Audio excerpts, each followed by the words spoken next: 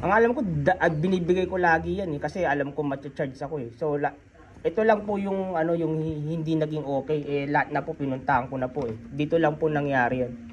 Eh inaano ko kung pwede pang maayos yan. Oh, pwede pa naman po. Pwede pa. Oo, Sige. bibigay na lang namin sa biller na. No, this is not ano. Pero hindi to Hindi bill. naman kami nagbigay ng bill nito eh. Hindi galing sa amin to. Nandyan yung pangalan eh. I understand, pero yung nagpadala nito, hindi yung biller namin. Itong Meritain na dati mong insurance. Pero di ko na kasi ginagamit yan. Eh yung date kasi nandyan yung kailan ako mismo nagpunta rito. Nung 2025. So yan, warning explanation sa akin yan. Yung babayaran ko na dyan, susunod na yun. Ganyan yung insurance na yan eh. Patient is not responsible for this amount, sabi. So hindi mo babayaran.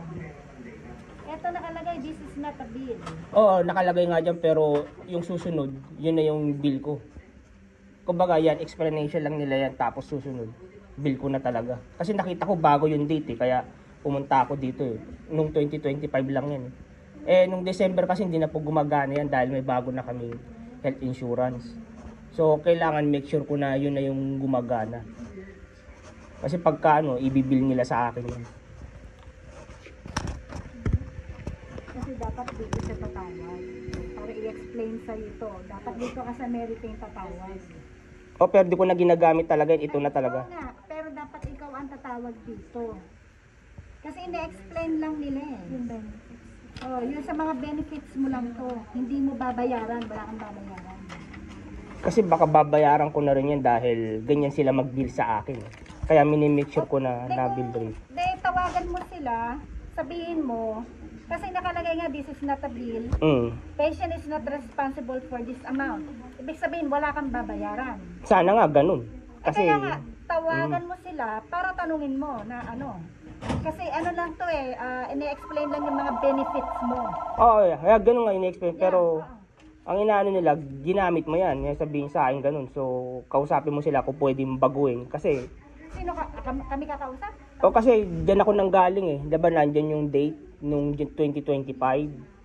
So make sure ko na ito yung talagang nakaano. Kasi pagka ganyan sila mag-bill, warning nila yan, tapos susunod na yun, babayaran ko talaga yan. So ganito na lang. Basta may na-receive ka na na bill, tsaka mo dalhin sa amin. Kasi ito kasi wala pa eh. Wala pa. Yeah, but this patient is not responsible for this amount. This is not a bill. Sana nga ganun. Kasi ganyan sila mag-bill sa akin. Palaging ganyan. Kaya nga. Kahit sa specialist. Pag may natanggap ka, saka na lang tatawagan tong sa biller namin para to sa Meritain. Pwede yan. Pero yung record ko po na Blue Cross Blue Shield, nandyan na po talaga. Sure na. Pati mo naman siya. Pati ID niya. Yung ID mo, Peheran. Yung license. Sige. Kasi wala kang no action needed for that. Sa ngayon. Oo. Yeah.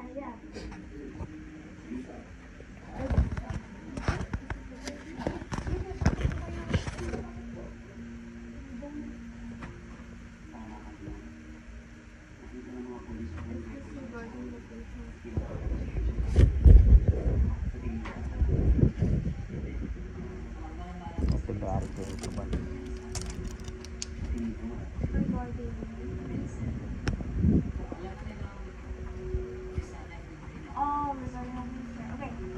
I think it's still pending. Let me double check the timing once again.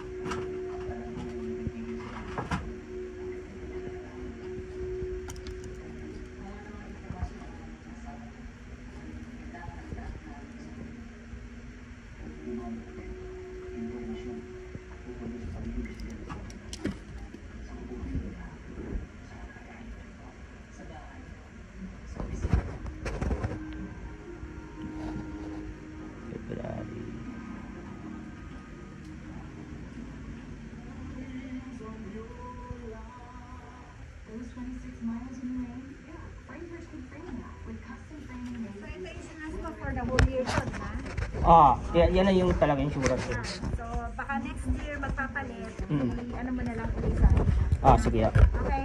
Sige, patingin po.